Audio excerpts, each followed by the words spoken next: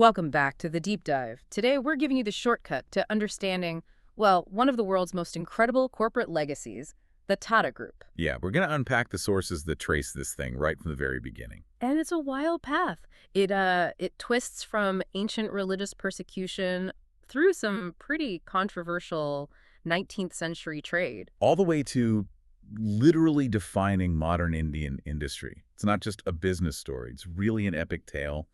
Yeah. You've got this multi-generational vision, but also incredible personal sacrifice. Right. And we do have to look at those, moments of moral compromise that funded the whole thing in the first place. For sure. And also the almost unbelievable foresight that kept the company alive through wars, market crashes, you name it. Okay, so let's start at the absolute beginning. I mean, centuries before any factories were built, we have to set the scene with the Parsis. That's the foundational context, absolutely. Yeah. So these were followers of Zoroastrianism, and they were fleeing religious persecution from Persia, we now call Iran. And this was way back, right, like the 8th century. 8th century, yeah.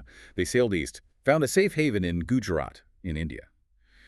And this specific Tata family lineage, they settled in a town called Navsari. And this is where tradition just takes over. For 25 generations, this family was, dedicated to the priesthood? 25 consecutive generations. Can you imagine? They were all priests.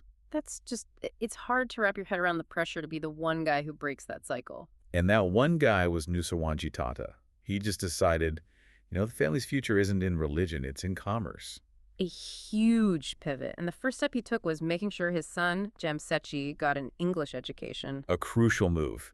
That language skill became their key to the whole global economy that the British Empire was building. Okay, and that pivot, it takes us straight into let's call it the first uncomfortable truth of the Tata fortune. Yes. So Jamsetji partners with his brother-in-law, a man named Tata Tata, and they formed Tata and Company in Hong Kong. And Tata was already in what business? He was already deep in the opium business. Right. Let's pause on that, because the scale of this trade was systemic. It wasn't some back alley deal. Not at all. I mean, you have to understand the context. The British had this huge appetite for Chinese tea. They were importing just massive amounts of it. But they couldn't pay for it.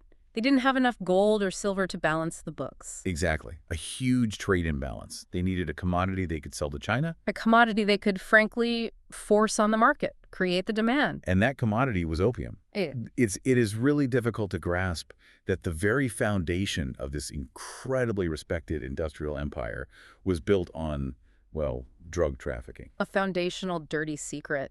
And it wasn't a short-term thing either. No. Yeah. When J.R.D died, his son, J.R.D. Tata, he just kept the opium trade going. It was just too profitable. This was happening even during the Opium Wars, when Britain was literally fighting to force China to accept the drug. The sources even point to this moment of, serious political maneuvering. The British rulers in Hong Kong, they actually tried to ban the trade at one point. They did. And J.R.D. Tata and the other traders, they appealed. They went over their heads straight to the British government in London, and they won. They protected their business. Incredible. So that was the cash engine. But they were starting to diversify a bit, right? A little bit, yeah. They were trading cotton in Europe, importing things like gold and cloth back into India. But for that critical period, the real money was in opium. There's no denying it. And this empire building machine then runs smack into its first huge external shock, the American Civil War in 1861. Yeah, and this is such a perfect lesson in how global supply chains worked even then. American cotton, grown by slaves in the South, was the lifeblood for all those British textile mills. And when the war started and then Lincoln moves toward abolition, poof, that supply just vanished overnight. Which created this massive artificial boom for Indian cotton merchants. Oh, yeah. The Tatas and others in Bombay, they were suddenly charging double the normal rate for their cotton. They were making just immense amounts of money very, very quickly. But it was a bubble. A total bubble. Jamsetji was in London overseeing this, and as quickly as the boom started, it just collapsed. The war ended, America resumed supply, and the London cotton market just cratered. The losses were so bad that Jamsetji, the man who broke the 25-generation priesthood tradition, he had to sell the family house in Bombay. Just to pay back investors. But that failure, that complete disaster, led directly to the group's real purpose. Jamsetji, stuck in England dealing with creditors, he has this epiphany. He realizes he was just a trader. Exactly. He was just trading commodities, totally at the mercy of the market. He realized the future wasn't in moving other people's stuff, it was in manufacturing. controlling the means of production yourself. But manufacturing needs a ton of capital. And here we get the second time that war fuels the empire's growth. That's right. Before he could really pivot, Nusserwanji lands this huge contract in 1868. He's supplying food and blankets to this massive British military force, like 16,000 soldiers being sent to Abyssinia. And that one contract brought in a profit of 4 lakh rupees. Which, in the 1860s, was just a staggering amount of money. That was the seed capital. That was the money that let them do everything that came next. So with that cash, Jamsetji starts small. 1869, he buys an old oil mill in Bombay. Alexander Mill was defunct.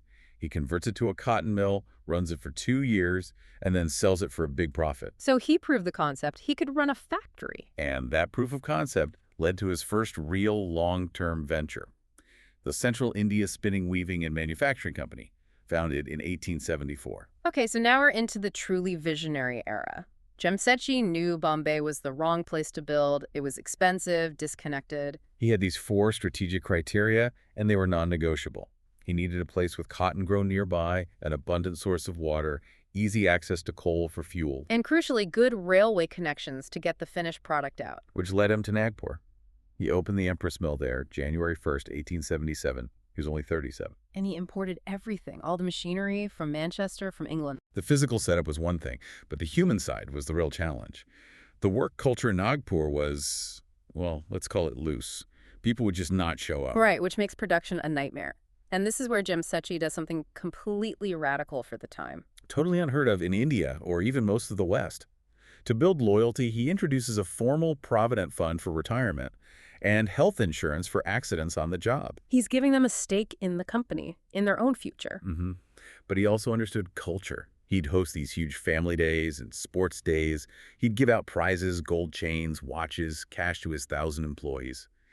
It made working for Tata a source of pride, and that created the reliable workforce he needed. But cotton was just the warm-up act. By the 1880s, his vision expanded to something truly foundational for a nation. Iron and steel. Yeah, he traveled the world, met with top metallurgists in the U.S., studied the industry in Birmingham, England. He was getting ready to build Tisco. But first, he had to find the raw materials in India, and that search was epic. It was. He spent 17 long years just touring the country, collecting mining samples and shipping them all the way to Germany for testing. 17 years of mostly failure. Most of the samples were junk. That level of persistence is it's hard to imagine today. Finally, in the early 1900s, a geologist, P.N. Bose, finds it. High-quality iron ore deposits in Mayurbhanj in Odisha. But the tragedy is, Jamsetji died in 1904. He was 65. He never saw a single brick laid on the project he'd planned for 2 decades. So the whole thing falls to his son, J.R.D. Tata. Who not only takes over, but finds the perfect site nearby in a place called Sakji. And it was perfect, because it had all 3 things Jamsetji wanted. Yeah. The iron ore from Mayurbhanj, coal for fuel, and 2 rivers, the Swarnareka and Karkai, for water. But a project this big, no bank in India would fund it. It was too risky, too massive. So in 1907, they did something amazing. They went directly to the people of India. They issued a public subscription trying to raise 2 crore rupees. An absolutely monumental sum. The family put in 40 lakh rupees of their own money to show they were serious. And the response was incredible. 8,000 people invested. They raised all the money in 3 weeks. And that's how Tisco, the Tata Iron and Steel Company, was born. The early days at the site were insane. It was deep jungle. I mean, tigers attacked the workers, 2 people were killed.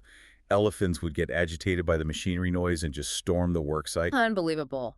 But they pushed through, and the first steel was produced in 1912. And at the same time, J.R.D. was finishing another one of his father's dreams. The power project. Yeah, he completed the Lonavala Dam project in 1911, finally brought electricity to Bombay. So they have steel, they have power, and then history delivers the perfect customer.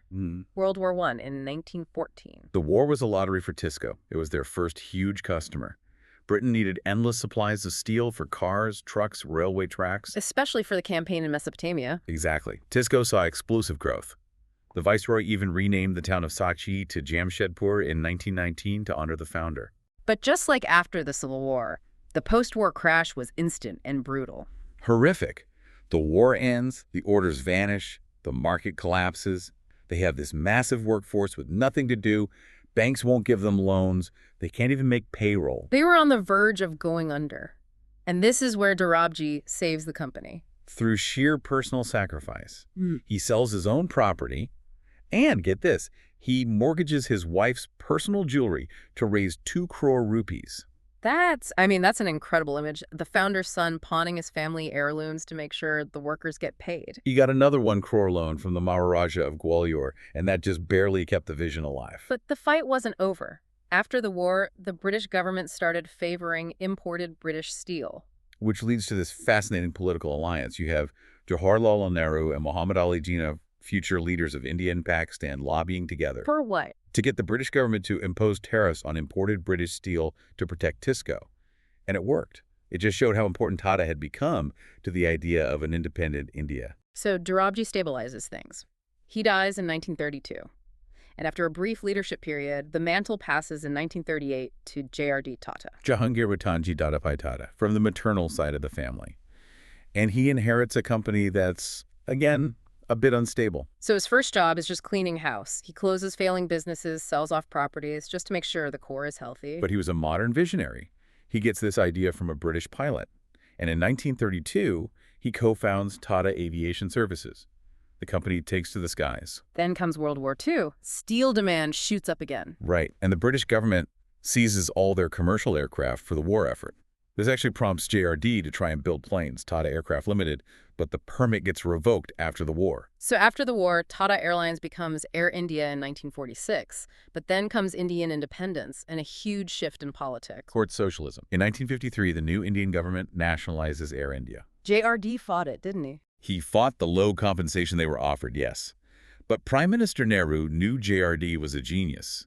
So even though the airline was state-owned, Nehru asked J.R.D. to keep running it. And under his leadership, Air India was considered one of the best airlines in the world. For a time, yes, before its quality declined under full government control later on. J.R.D. didn't stop, though. He buys an old railway factory and creates Telco. Tata Locomotives, an engineering company. They partner with Mercedes-Benz in the 50s and just dominate the Indian truck engine market. They eventually had, what, a 70% market share? But the government's grip just kept tightening. It did. The 1956 Industrial Policy Resolution nationalized huge sectors, including New India Assurance, which was Tata's massive insurance company. And then came the MRTP Act in 1969. Yeah, and you don't need to know the details, but the effect was simple. It legally defined any successful large company like Tata as a monopoly. Which meant the government could basically tell them what they could produce and where they could invest. J.R.D. felt completely hamstrung. And the political turbulence was constant. He supported Indira Gandhi, which got him in trouble, and then when a new prime minister came in, the payback was swift. J.R.D. was removed from the Atomic Energy Commission and, most personally, from his role at Air India. And through all this, there's the big question of who comes next. J.R.D. had no children. Right. He was under intense pressure to name a successor. He first approached Nuzli Wadia, who famously refused. He said, "I'm a Wadia, not a Tata." So he eventually chose Ratan Tata. Yes, the son of Naval Tata, who's the adopted son of Jamsetji's son. It's a bit complicated.